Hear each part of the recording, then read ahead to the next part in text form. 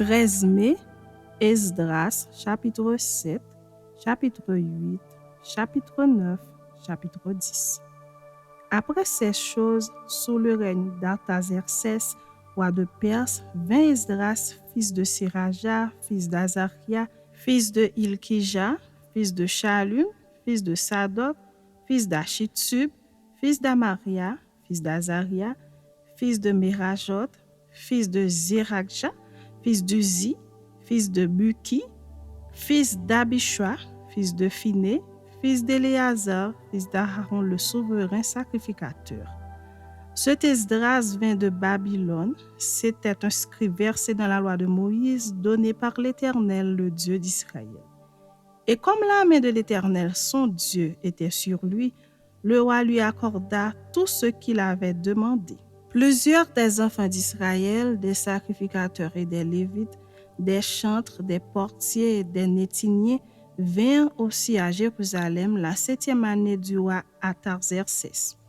Esdras arriva à Jérusalem au 5e mois de la 7e année du roi. Il était parti de Babylone le 1er jour du 1er mois et il arriva à Jérusalem le 1er jour du 5e mois, la bonne main de son Dieu étant sur lui. Car Esdras avait appliqué son cœur à étudier et à mettre en pratique la loi de l'Éternel et à enseigner au milieu d'Israël les lois et les ordonnances. Voici la copie de la lettre donnée par le roi Artaxerxès à Esdras, sacrificateur et scribe enseignant les commandements et les lois de l'Éternel concernant Israël. Artaxerxès, roi des rois, à Esdras, sacrificateur et scribe, versé dans la loi du Dieu des cieux, etc. J'ai donné ordre de laisser aller tous ceux du peuple d'Israël, de ses sacrificateurs et de ses lévites qui se trouvent dans mon royaume et qui sont disposés à partir avec toi pour Jérusalem.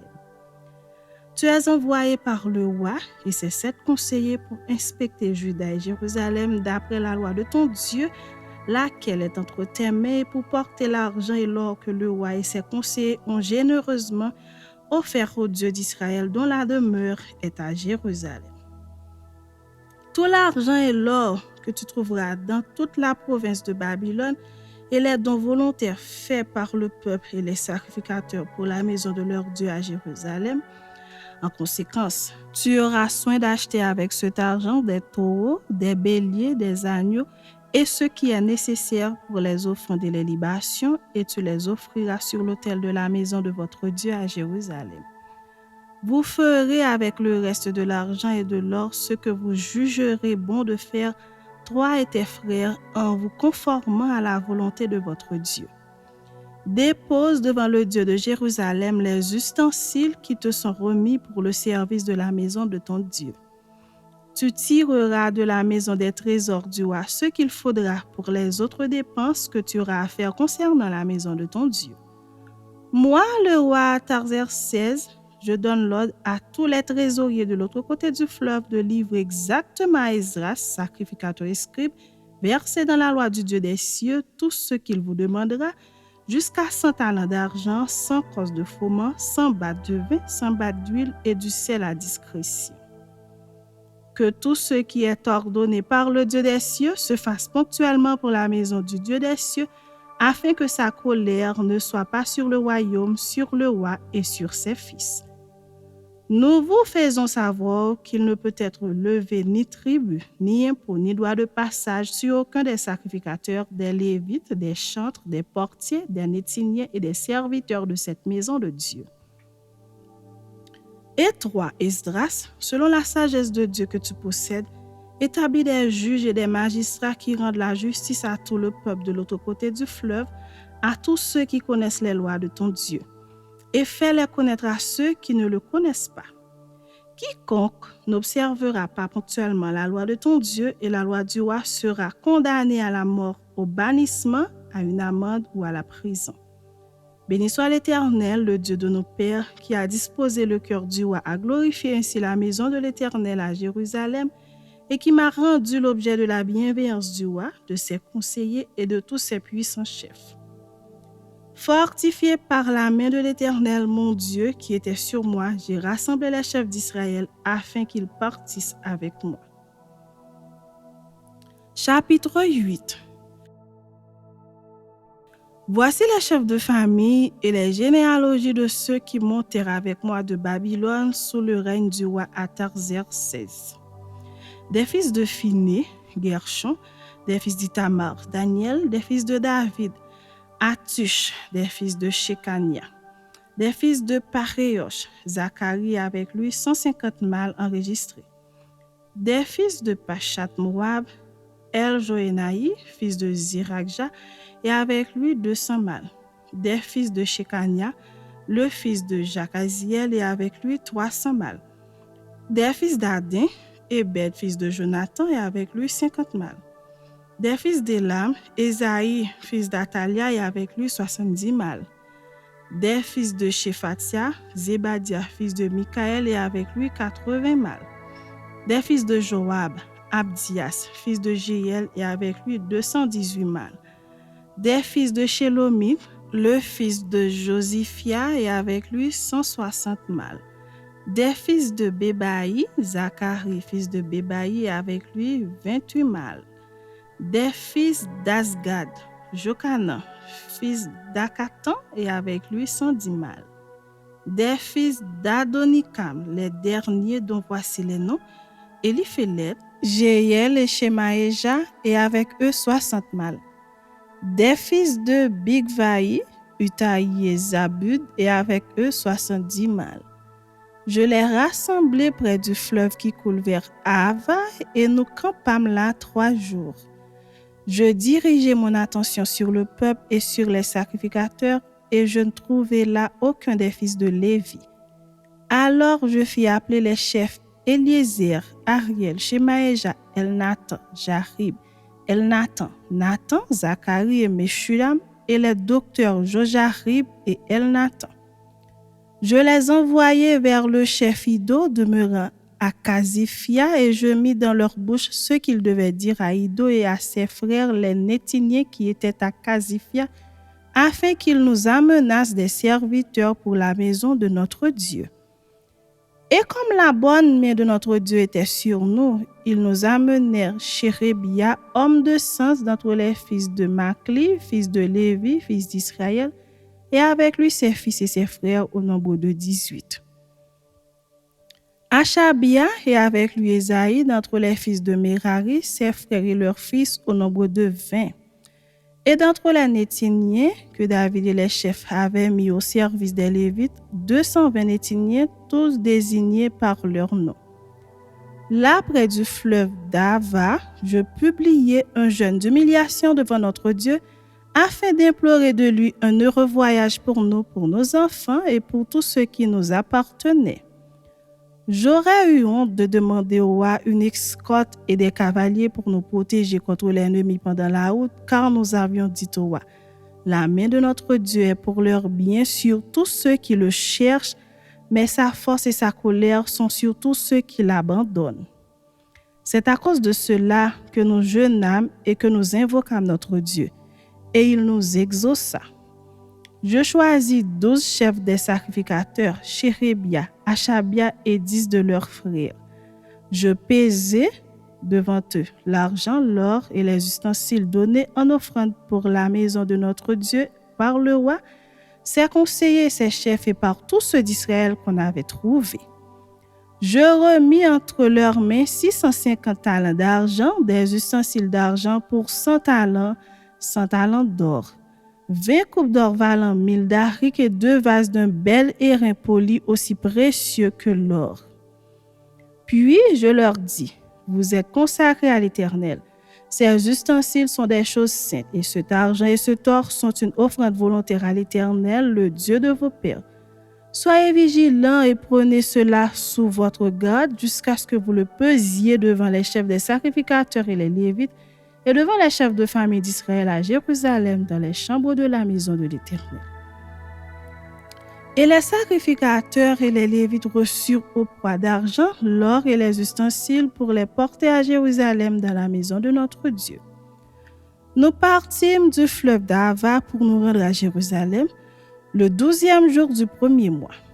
La main de notre Dieu fut sur nous et nous préserva des attaques de l'ennemi et de toute embûche pendant la route.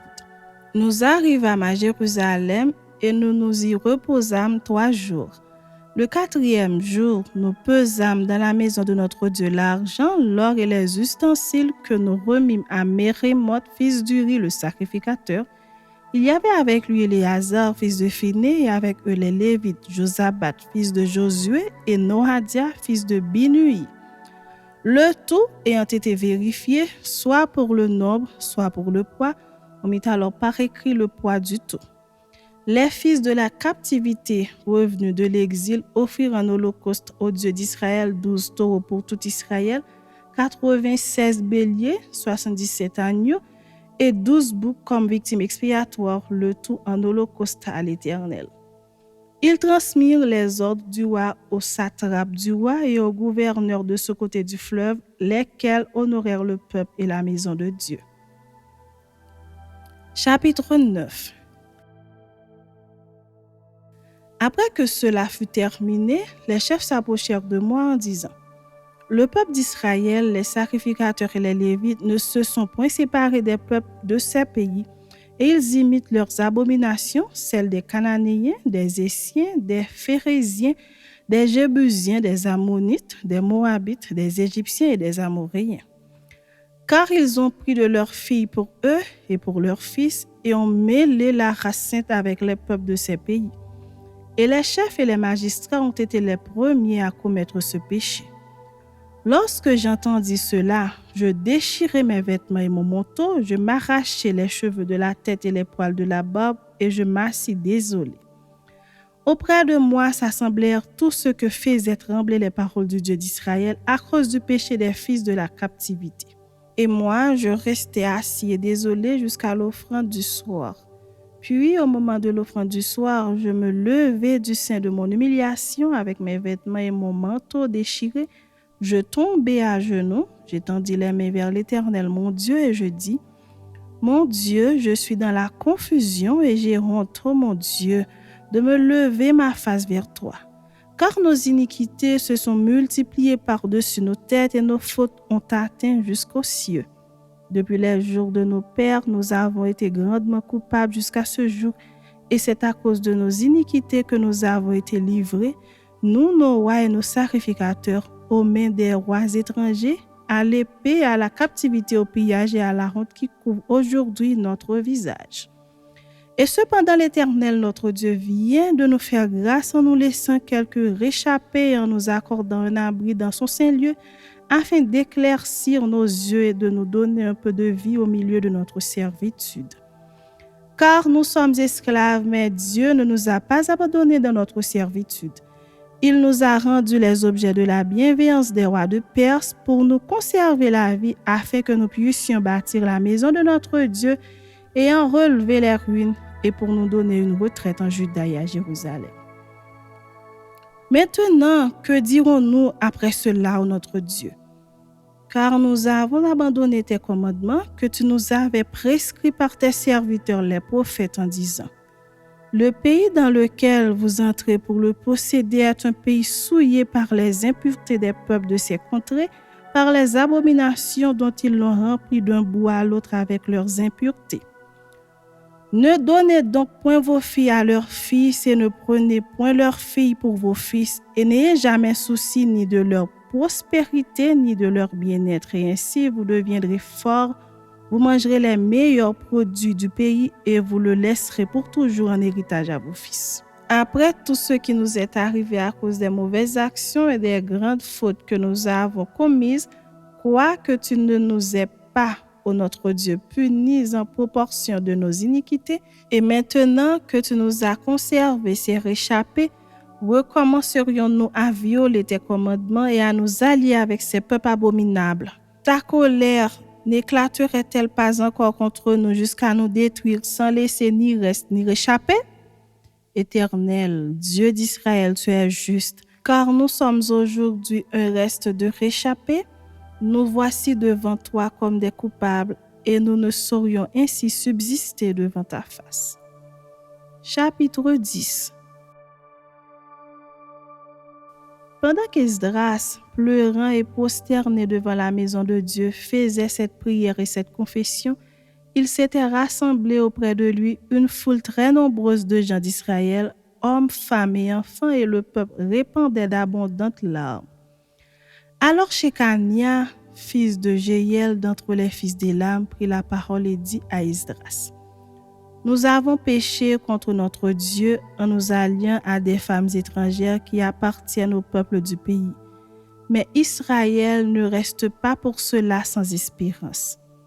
Faisons maintenant une alliance avec notre Dieu pour le renvoi de toutes ces femmes et de leurs enfants, selon l'avis de mon Seigneur et de ceux qui tremblent devant les commandements de notre Dieu, et que l'on agisse d'après la loi.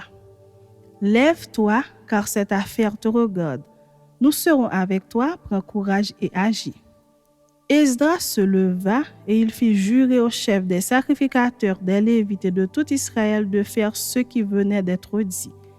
Et ils le jurèrent. Puis Esdras se retira de devant la maison de Dieu et il alla dans la chambre de Jochanan, fils d'Eliashib. Quand il fut entré, il ne mangea point de pain et il ne but point d'eau parce qu'il était dans la désolation à cause du péché des fils de la captivité. On publia dans Juda et à Jérusalem que tous les fils de la captivité eussent à se réunir à Jérusalem et que d'après l'avis des chefs et des anciens, quiconque ne s'y serait pas rendu dans 3 jours aurait tous ses biens confisqués et serait lui-même exclu de l'assemblée des fils de la captivité. Tous les hommes de Juda et de Benjamin se rassemblèrent à Jérusalem dans les 3 jours. C'était le 20e jour du 9e mois. Tout le peuple se tenait sur la place de la maison de Dieu, tremblant à cause de la circonstance et par suite de la pluie. Esdras le sacrificateur se leva et leur dit: Vous avez péché en vous alliant à des femmes étrangères et vous avez rendu Israël encore plus coupable.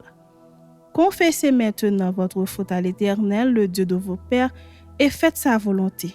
Séparez-vous des peuples du pays et des femmes étrangères. Toute l'assemblée répondit d'une voix haute: À nous de faire comme tu l'as dit. Mais le peuple est nombreux, le temps est à l'appui et il n'est pas possible de rester dehors. D'ailleurs, ce n'est pas l'œuvre d'un jour ou 2, car il y en a beaucoup parmi nous qui ont péché dans cette affaire. Que nos chefs restent donc pour toute l'assemblée, et tous ceux qui dans nos villes se sont alliés à des femmes étrangères viendront à des époques fixes avec les anciens et les juges de chaque ville jusqu'à ce que l'ardente colère de notre Dieu se soit détournée de nous au sujet de cette affaire. Jonathan, fils d'Azaël, et Jaxia, fils de Tikva, appuyés par Meshuyam et par le Lévite Shabtaï, furent les seuls à combattre cet avis auquel se conformèrent les fils de la captivité. On choisit Esdras, le sacrificateur et des chefs de famille, selon leur maison paternelle, tous désignés par leur nom. Et ils siégèrent le 1er jour du 10e mois pour s'occuper de la chose. Le 1er jour du 1er mois, ils en finirent avec tous les hommes qui s'étaient alliés à des femmes étrangères. Parmi les fils de sacrificateurs, il s'en trouva qui s'étaient alliés à des femmes étrangères, des fils de Josué, fils de Josadak, et de ses frères Maaséja, Eliezer, Jarib et Guédalia, qui s'engagèrent en donnant la main à renvoyer leurs femmes et à offrir un bélier en sacrifice de culpabilité. Des fils d'Imer, Anani et Zébadia, des fils de Harim, Maaséja, Eli, Shemaéja, Jéhiel et Ozias, des fils de Pashur, Eljoénaï, Maaséja, Ismaël, Nethanéel, Josabad et Éléazar. Parmi les Lévites, Josabad, Shimei, Kelaja ou Kelita, Pétakja, Juda et Eliezer.